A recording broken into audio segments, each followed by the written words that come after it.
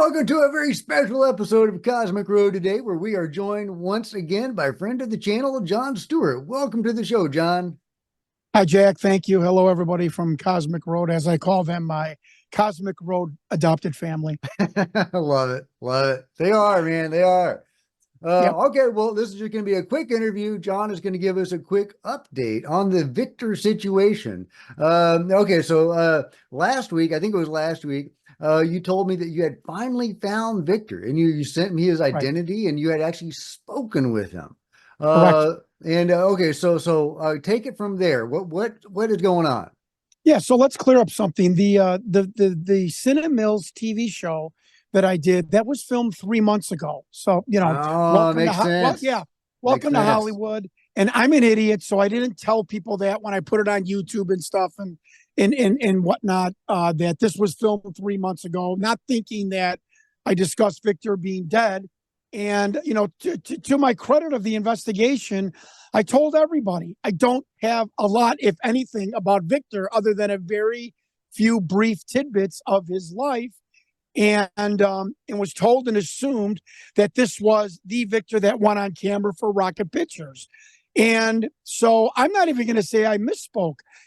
Part of one of the jewels of my crown of my investigation is, for whether people like it or not, I am like your stockbroker. When I get something, when I hear something, I feel incumbent upon myself, my responsibility, self-imposed, is to tell the internet, to tell the UFO community, like I would want someone to tell me with any updates and whatnot. The problem with that is that I'm going to be wrong sometimes. I'm going to jump the gun sometimes, especially me. You got George Costanza, as a ufologist. So when I told people that this was Victor, this is what I thought, this is what I was told. And I did tell everybody, I have a very, very minute tidbits of information about him. I still believe that Victor is the S4 biologist, and I still believe that he did die from what I saw. And I still believe he was one of the, and I say this affectionately, the conspirators that grouped with two other centuries that had the tacit approval of the project manager of Aquarius, Major Thomas Mack, so says so in an email that he wrote in '99, and had the mastermind behind it. And I put this out on the internet, a Joseph Yeager, a State Department employee who became a DIA employee, who was the ringleader, the coordinator, so to speak, of when the film left Area 51 via the cameraman. So we've got an U.S. Air Force cameraman, two centuries. One of them is Derek Hennessy, who told the story of Wendell Stevens. Victor the biologist, tacit wink wink from Thomas Mack, Major Thomas Mack, the Project Aquarius program leader down at S4, the Air Force cameraman. And then once outside the base, we had this Joseph Yeager, who then teamed up with with the new Victor, who does claim that he was also at S4, does claim he was involved in these programs. I won't say how. So this was the cabal that brought this information forward. And I just found out about this new Victor. I mean, a 10,000% verified. Jack, you've seen his face, his name. I mean, let's not go into it, but not only is his face completely identical and every hallmark of his body completely identical, including the way that he sits, and I'm not going to get into it.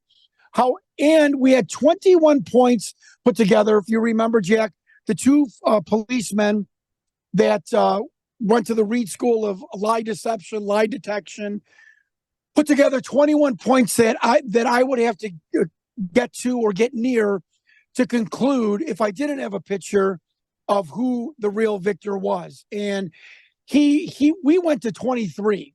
So we went beyond 21. And I found this out. I found the real Victor. And I say this, the Victor who went on camera with Rocket Pictures in '96 and came back claiming he was dying in '08, which he wasn't. wait, this is the victor. And I had hired a guy named Chris Todd, who has kind of been my muse. He has basically proven the OJ, John Benet Ramsey, the Natalie Wood murders, Zodiac. I mean, this guy is a bulldog, and I hired him to help me to go over my investigation. What else could I do? And we will reveal this later, but Chris told me one thing to do, just to kind of put all the pegs in the round in the square, all the round pegs in the round holes, and square pegs in square holes. And I did it. And this is how I got to the real victor. And when I found the real victor, I mean, it was just, I was like, oh my God, of course. That's all I kept saying after I spit out my iced tea. Of course, of course, of course. And so I apologize to the community for releasing that Cinnamills, but that was 3 months ago when I did think the victor that I had died. So I apologize. So, and I contacted Victor. I called him on the phone. He was not a jerk like he appeared to be in the previous 2 documentaries. He wasn't that difficult. Jack, when I called him late at night, which my wife was like, "Are you stupid? You're an elderly person at 11 o'clock at night." And he said, "Hello, John Stewart." And I said, "How do you know it was me?" And he's like, "It's called caller ID." And he started laughing, and his wife was laughing in the background, not at me, but, was a kind of jovial. And I just, I said to him, I said, "Look, I've been looking for you for 27 years. I know without a shadow of a doubt, 10,000%, you are Victor." And he went, "Victor," I said, and I don't want to, God, thank God I didn't say his name. I said, "Yes, the man that went before in the Alien Interview documentary." And he said, "Oh, that little film that snuck out of that facility." I didn't say that. So he was very cordial.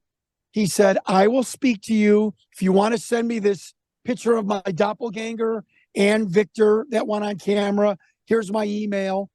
And you can call me back. Just call me during normal business hours."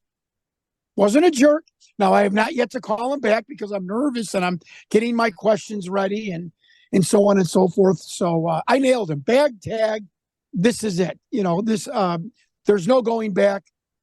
Every person that we've shown the side-by-side pictures, the 23-point, this is Victor,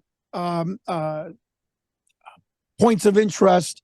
It's just done. Check, check, check, check, check, check. Of course. Oh my God, that explains it. We even now, Jack, know how he contacted and got a meeting with Fox TV, which is near impossible. That was and that was amazing to me. That was one of the things that made me so excited, because I never knew how a government employee could really get a meeting with unscripted television and Fox TV in the 90s. It's so hard to do. You have to be a recognized producer, usually. And now, I understand how we did it. So it's been a very exciting week. And I'm going to contact him again this week before the weekend is out, and have him admit it fully, and see if he'll go on camera so we can finish this, right, Jack? I mean, let's finish this. Come on camera. Tell your side of the story. What happened? How did it happen? Because there's still the $60,000 question. Is this tape real? How did you get this tape? So stuff I still have to get out of them. Well, that's brilliant investigation, John. I love it. Thank you. Actually contacted Victor. I did. You're going to have a talk with him. I hope he goes on record. Oh God. I mean, after all this time, what are the odds? But you're saying he's an older man, maybe there, we have the idea of the deathbed confession, the end of life confession, we could say. Yes. So there's that possibility that he might go on record. But yeah, he looks so much like that guy. He looks just like that guy, and you have all these points of corroboration, and he's more or less almost kind of admitting it a little bit, sounds like. Right. Okay, but right. I did want to ask you, okay, so we say this is the second Victor, but when we think of Victor, we think of the guy in the documentary, and this is him. Yes, correct. Okay. Correct. But the Yes, first Victor, the man I have claimed he worked at S4, and he 1000% was the person that went on camera for Rocket Pictures twice. okay. And Okay. we even got pictures of him. I don't know how Chris Todd did this. We even got pictures of him when he was thin, and then in '08, he's the mid 2000s, he's a little portly. I mean, it's like, is there anything else that's I mean, my God, it's like an avalanche now of, oh my God, bing, bing, bing, bing, bing. It's incredible. It's incredible. Do we know what his role was at S4? Like, He was what was involved it? in he was involved in reverse engineering. That's all I will say at this point. Okay. Okay. Yes, And so the first Victor, that was a biologist, right? that was the biologist, Okay. right? And Right, why and do he we think did of him die as Victor? because he did die. Victor said he was dying in 2008. He did die, and I had no one else down there that we found to be a collaborator to get Okay. these documents out. And again, let me tell you another thing. Even the DIA thought this Joseph Yeager was Victor. So Jack, for 4 years, I had the DIA telling me Victor's Joseph Yeager. I had, my other leakers telling me, no, it's the biologist, Derek Hennessy, the security guard, the biologist conspired with. Was it the cameraman? Because the cameraman actually removed it off of Area 51. So, my fault. My fault. And this is what's all part of, being an investigator. You think you have something until something else comes to you. And again, I always maintain that the information I had on the biologist, who I believed was Victor, was very scant. And I always said that to people. And I always said, and I say this today, until my death or the real Victor's death, or somebody comes out with an alien. I mean, this investigation, in my opinion, should be open-ended until we have the puppet or the real alien in formaldehyde, or the government tells us officially what the hell went on. And I think that's a pretty prudent statement that we should keep as investigators. I think it would be amazing if you could get him on camera for an interview. You've got this documentary, hunting for Victor. If you Right. could get Victor on camera, Right. what a feather in your hat or cap. Right. Of Yeah. course, I just talked ironic. to a producer.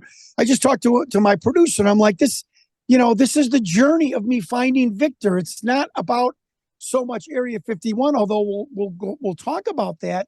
This is me finding Victor, the journey of finding Victor, dealing with the media, Hollywood, the UFO world, the government, leakers, false positives. It's an amazing story. I just have to get my joke in here. Okay, it'd be Oh. really ironic if you did get him on camera, but only under the conditions that it mimicked the backlighting situation of the original documentary. See, this is why you and I are friends, because in my sick mind, I want him to go on camera with the ficus tree to his right, the bad 1980s microphone lanyard hanging from his neck, voice alter him. Love it, love it. Yeah, he Well, doesn't seem to be as much of a jerk as he comes across in his Art Bell interview, in the 2 documentaries. And remember, folks, the director of the 2 documentaries, what's one of the things he told me about Victor? A major pain in the ass. okay. Very difficult to deal with. Maybe he's mellowed with age. I believe he has. Yes, Jack, I believe so. I really do. He was very jovial.